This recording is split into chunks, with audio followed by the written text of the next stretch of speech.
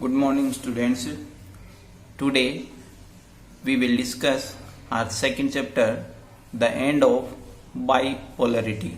Students, in first chapter we learned the meaning of bipolarity. Students, I told you the US and USSR were two poles. They were two poles of the world, and they were the superpowers of world. Students, you know that after 1945 to 1991, it was the period of Cold War. It was the period of Cold War, as you know. After the Cold War, when in 1991, when the Cold War ended, then the USSR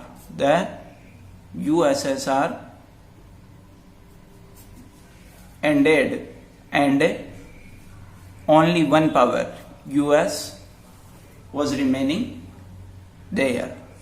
Students, first of all, we have to discuss some historical background of the USSR before coming to this point, the end of the bipolarity. Okay, students, bipolarity means two poles, US and USSR.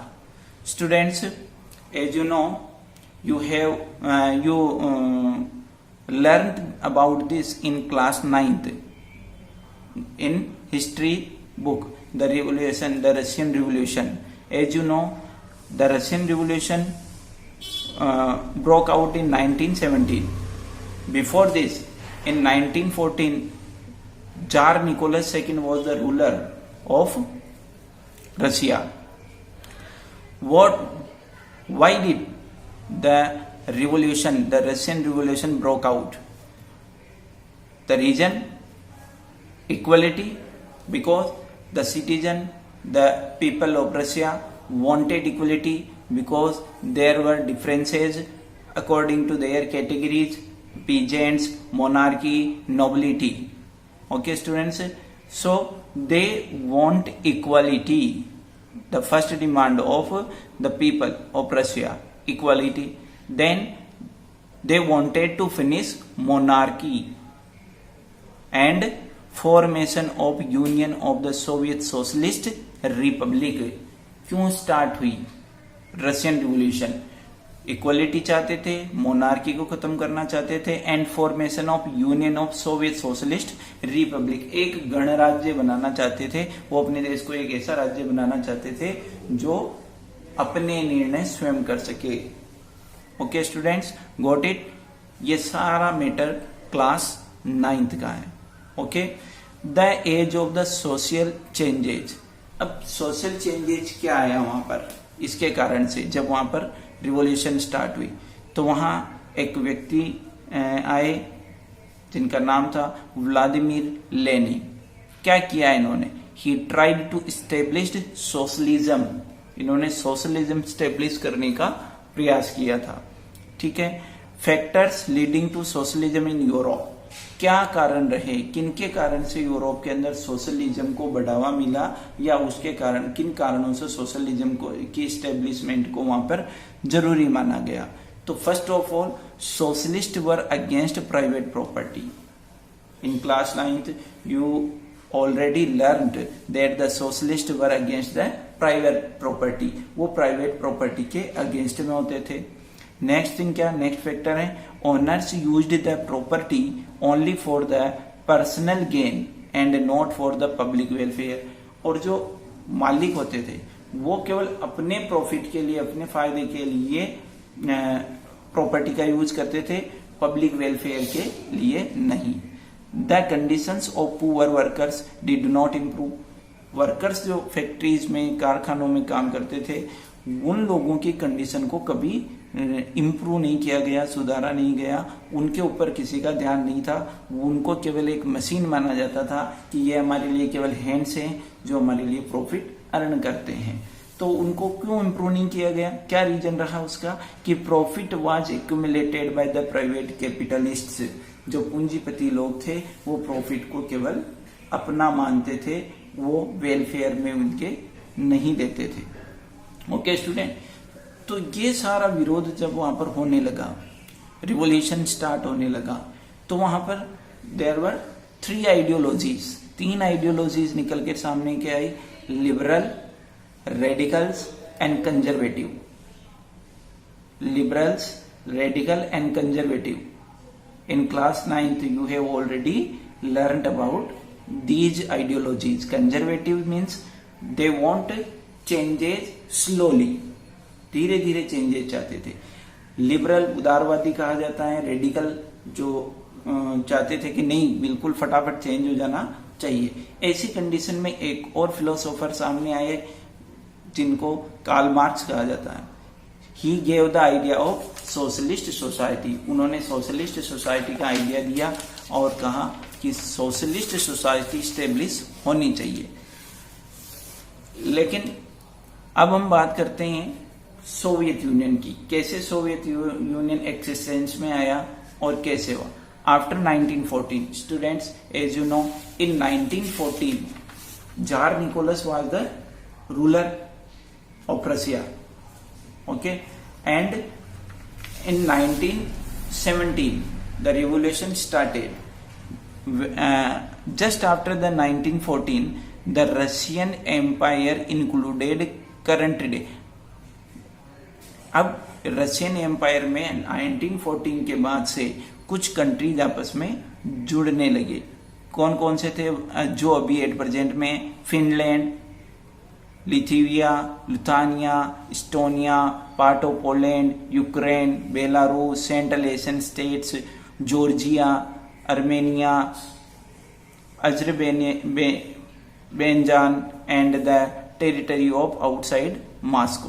ये सारे states आपस में मिले US के साथ और USSR बना। Okay student, वहां ये जब यूएसएसआर बना तो उसमें सबसे ज्यादा जो मेजोरिटी रिलीजन के जो लोग थे वो कौन से थे? रशियन ऑर्थोडॉक्स क्रिश्चियनिटी, यानी कि रूढ़िवादी जो परंपरावादी लोग थे, क्रिश्चियन लोग, वो उनकी जनसंख्या सबसे ज्यादा थी। ओके स्टूडेंट्स, अब ये कंट्रीज सारे मिल गए आपस में। मिलने के बाद में उन्होंने यूएसएसआर बनाया। और किस तरह से, कब बना? कि union of Soviet socialist Republic कब अस्तित्व में आया? Formed on 30th December 1922।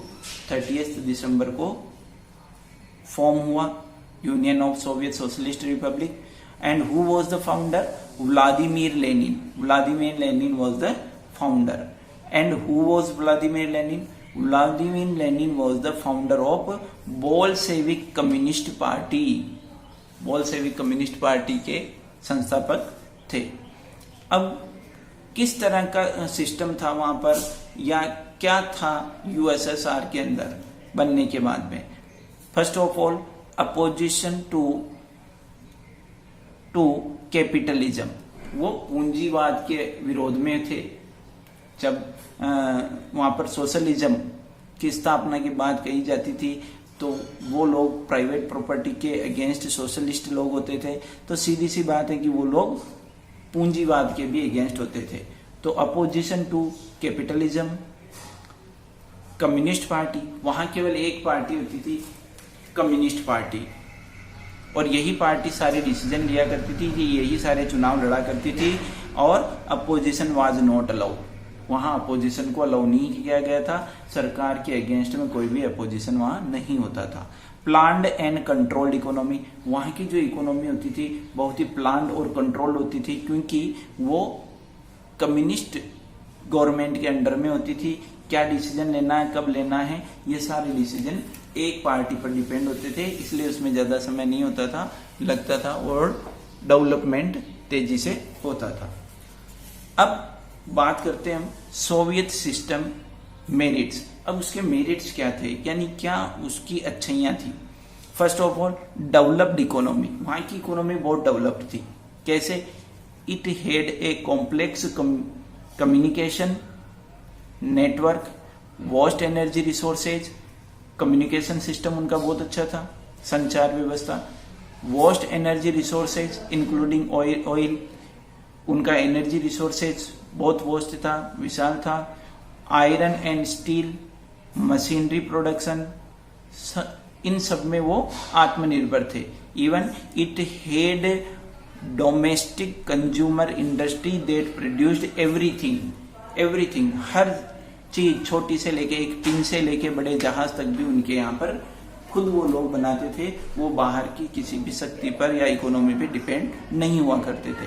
Next thing, minimum standard of living, यानी जो बेसिक नीड्स थी लोगों की, उसके लिए वहां की सरकार लोगों को सब्सिडी देती थी और उनको खाना, रहना, कपड़े, मेडिकल फैसिलिटीज, एजुकेशन, ये सारी फैसिलिटीज गवर्नमेंट प्रोवाइड करवाती थी। The government subsidised basic necessities including health, education, child care and other welfare schemes.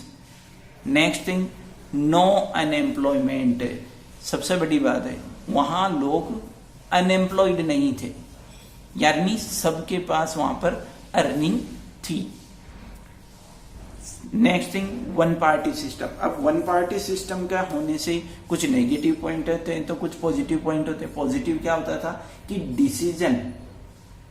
Decision लेने में उन्हें ज्यादा देर नहीं लगती थी, इम्प्लीमेंटेशन ठीक ढंग से होता था और उसको ज्यादा अच्छे तरीके से इम्प्लीमेंट किया जा सकता था, तो डिसीजन में ज्यादा व्यर्थ समय नहीं जाता था। Okay students, it is our first video of this chapter. Students, read and learn it. Have a good day.